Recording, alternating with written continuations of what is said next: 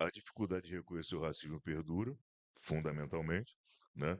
Reconhecer um racismo pautado em uma crítica direta à ideia de uma democracia racial que é tão agradável aos ouvidos de, né, grande parte da população, e inclusive mais cedo aqui comentávamos sobre a obra A Redenção de Kant, né, e como o processo de branqueamento de algumas famílias era visto como uma conquista social, uma melhoria, né?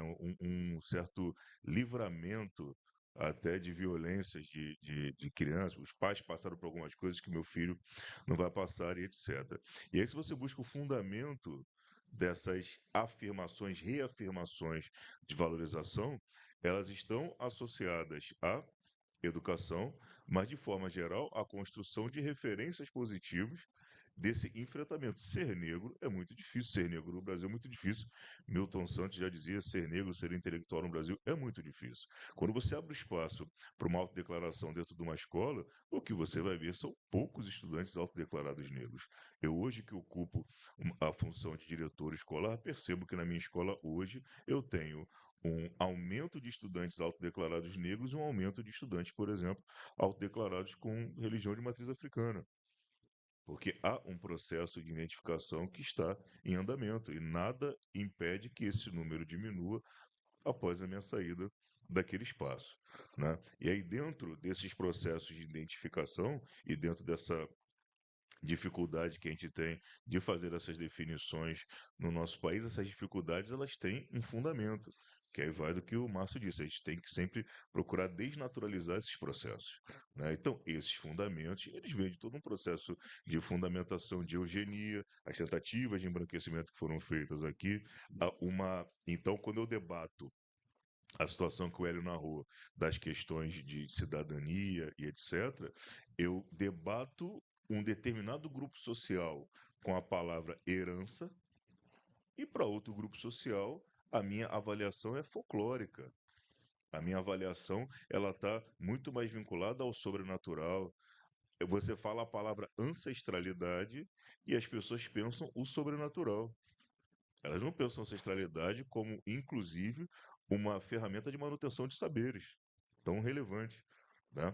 E vem, inclusive, a ideia de uma tradição oral como algo de estranho ou de menos importante. E se você pensar na constituição familiar no geral, a tradição oral ela é parte fundamental do processo. Uma história que seu pai te conta, alguma coisa da sua família que você ficar sabendo que faz parte do nosso processo constituinte como ser humano, como cidadão.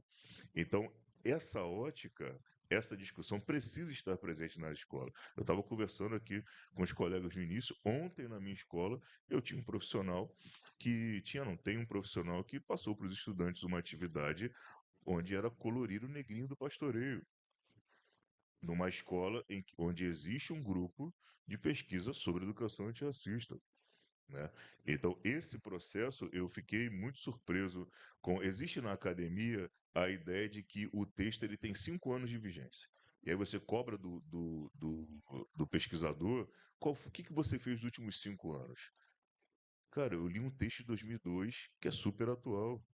E pensando na história do pretextato, você vê não só a importância e relevância da atitude corajosa dele, mas como é fundamental, mesmo que a gente não tenha um acesso, né, expresso aos motivos, como é fundamental que existam aliados, que existam pessoas que se associam a isso. Então, é fundamental pensar numa ótica racializada da educação. Eu tenho sido muito questionado por isso, porque eu tenho aproveitado todos os espaços que eu tenho tido de fala para falar sobre o grupo de pesquisa, e uma das questões recorrentes que me fazem é se o grupo de pesquisa é exclusivamente para meninos negros e meninas negras, né?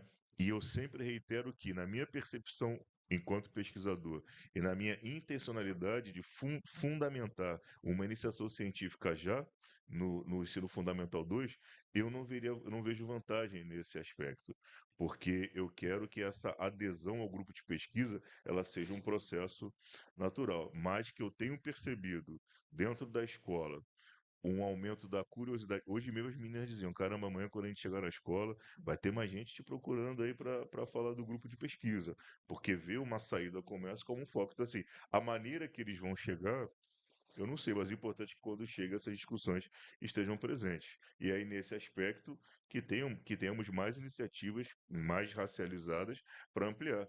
Porque se você fizer essa percepção, você vai ver que, culturalmente falando, na parte mais de diversão, de folclore, etc., essa abordagem já tem. E são muitas abordagens aqui cooptadas por outras pessoas que estão com grande lucratividade em cima dessas iniciativas.